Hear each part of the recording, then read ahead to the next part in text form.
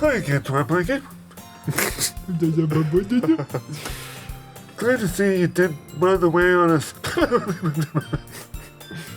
Nah, don't worry.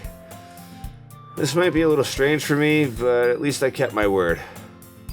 Well, I'm back at the literature club. Back at this shithole.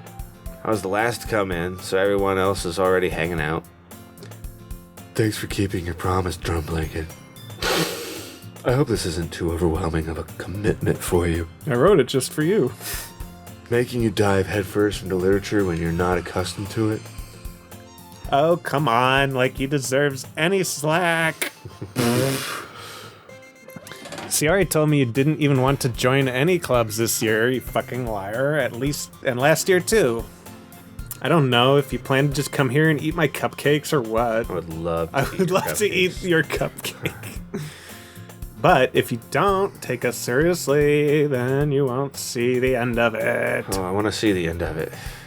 It's a good end. I want to see the end. Monica, right. Natsuki, you certainly have a big mouth for someone who keeps her manga collection in the club room. Natsuki finds herself stuck between saying Monica and manga. Manga is literature. So she likes manga too. She's out. Swiftly defeated, Natsuki plops back to her seat. Don't worry, guys. Drumblanket always gives me a beating. I mean his best, as long as he's having fun. She asks me for the beating. He helps me with my busy work without me even asking.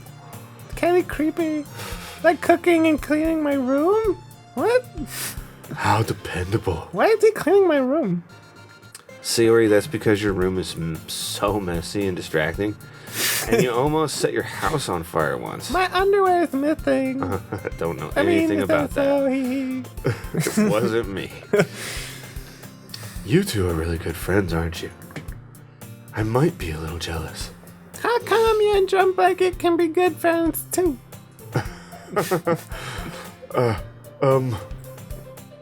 Sayori. As usual, Sayori seems oblivious to the weird situation she just put me into. I'm oblivious. Yuri even brought you something today, you know? Wait, Sayori. Me? Not really. Awkward. Don't be shy. It's really nothing. What is it? Never mind. Sayori just made it sound like a big deal when it's really not. What do I do? I'm sorry I'm awkward and I wasn't thinking, Yuri. I guess that means it's up to me to rescue this situation. Hey, don't worry about it.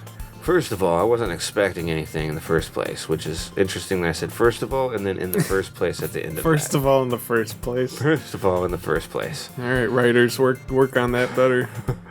So any nice gesture from you is a pleasant surprise. It'll make me happy no matter what. Is that so?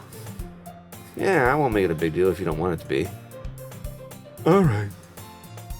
Well, here. Yuri reaches into her bag and pulls out a book. Pulls out a gun. I didn't want you to feel left out. Just put it down. So I picked out a book that I thought you might enjoy. It's a short read, so it should keep your attention, even if you don't usually read. And we could, get naked and discuss it if you wanted to. This is awkward. How is this girl accidentally being so cute? She even picked out a book she thinks I'll like, despite me not reading much. Yuri, thank you. I'll definitely read this. Better, she's got a fucking gun. You're right. I enthusiastically take the book. Phooey. Well, you can read it at your own pace. I look forward to hearing what you think. Now that everyone's settled in, Throw it in the garbage. I expect Monica to kick off some scheduled activities for the club. But that doesn't seem to be the case. Sayori and Monica are having a cheery conversation in the corner. Yuri's face is already buried in a book. I can't help but notice her intense expression like she was waiting for this chance. Meanwhile, Natsuki is rummaging around the closet. I'm really curious to talk to Yuri a little bit more. Oh, I bet you are. That's interesting that it knows I'm kind of toward... Well, It knows you're trying to... Yeah. to impress her. Mm-hmm. But at the same time, I would feel bad for distracting her from reading. I catch a glimpse of the cover of her book. It looks like the same book that she lent to me. More than that, she seems to be on the first few pages. Ugh. Crap. Oh, that's me. Again, it's confusing me. I think she noticed me looking at her. She sneaks another glance at me and our eyes meet for a split second. But that only makes her hide her face deeper in her book. Sorry. I was just spacing out. I mutter this, sensing I made her a bit uncomfortable. Oh, it's fine. If I was focused, then I probably wouldn't have noticed in the first place. But I'm just rereading a bit of this, so... That's the book you gave me, right? I wanted to reread some of it. Not for any particular reason. Uh-huh. Just curious, how come you have two copies of the same book? Well, I stopped at the bookstore yesterday. That's not what I meant. Now she's I a mean, liar. I just happened to buy two of them. I see. That's not true. There's something fairly obvious here that Yuri isn't telling me, but I decided to let it go. I'll definitely start reading it soon. After I fish it out of the garbage. I'm glad to hear. Once it starts to pick up, you might have a hard time putting it down. It's a very engaging and relatable story. Is that so? What's it about, anyway? Well, Yuri closes the book and scans her eyes over the back. the book is titled Portrait of Markov. Oh, that's me. Whatever. Whatever. There's an ominous-looking eye symbol on the front cover. Ooh. Alright, Call it Cthulhu. I just wanted to make sure I didn't accidentally give anything away. Basically, it's about this girl in high school who moves in with her long-lost younger sister. But as soon as she does so, her life gets really strange. She gets targeted by these people who escaped from a human experiment in prison. Jesus Christ. And while her life is in danger, she needs to desperately choose who to trust. No matter what she does, she ends up destroying most of her relationships, and her life starts to fall apart. It's kinda That's fucked up, lady. dark, isn't it? Yuri made it sound like it was gonna be a nice story, so that dark turn came from nowhere.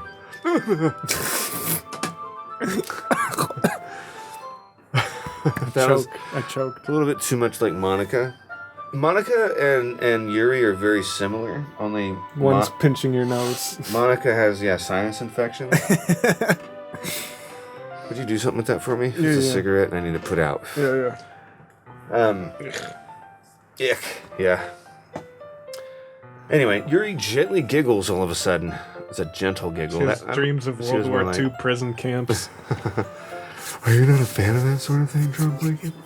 No, My family's Jewish. It's not that. It's just, I mean, I could definitely enjoy these kinds of stories. Don't worry about it. I hope so. Yeah, I totally forgot that Yuri is into those things. She's so shy and reclusive on the outside, but her mind seems to be completely different. Is this those kinds of stories? They challenge you to look at life from a strange new perspective. When horrible things happen, not just because someone wants to be evil, but because they have their own goals or their own philosophy that they believe in. Then suddenly, when you thought you related to the protagonist, there may not be the naive one for letting their one-sided morals interfere with the villain's plans. I'm rambling on. Yeah. Not again. I'm sorry. Hey, don't apologize. I haven't lost interest or anything at all. Well, I So guess it's awkward. alright then. But I feel like I should let you know that I have this problem. Okay. When I let things like books and writing fill my thoughts, I kind of forget to pay attention to other people. Disassociative. So I'm sorry if I end up saying something strange. And please stop me if I start talking too much. I really don't think you need to worry. That just means you're passionate about reading. I think you should be worried. Yeah, right, yeah. The least I can do is listen. It's a literature club, after all. That's true. In fact, I might as well get started reading it, right? You don't have to. Oh, thank God. What are you saying? Just a moment ago, you said you were looking forward to it. Liar. Let me just get to the book. I quickly retrieved the book that I put in my trash can. All right, it's fine if I sit here, right? No. I slip into the seat next to Yuri's. Yeah. Are you sure? You seem a little apprehensive. I'm sorry. It's not that I don't want you to. It's just something I'm not very used to. That is, reading in company with someone. I see. She's not locked up in the asylum. Well, just tell me if I end up distracting you or anything. All right. I open the book and start with the prologue. I soon understand what Yuri means about reading in company. It's as if I could feel her presence over my shoulder as I read. Okay. It's not a particularly bad thing. I mean, she is really sexy, and I kind of want to put it in her butt. But maybe a little distracting. But the feeling is somewhat comforting. Yuri's in the corner of my eye. Yuri, why do you smell like stale blood?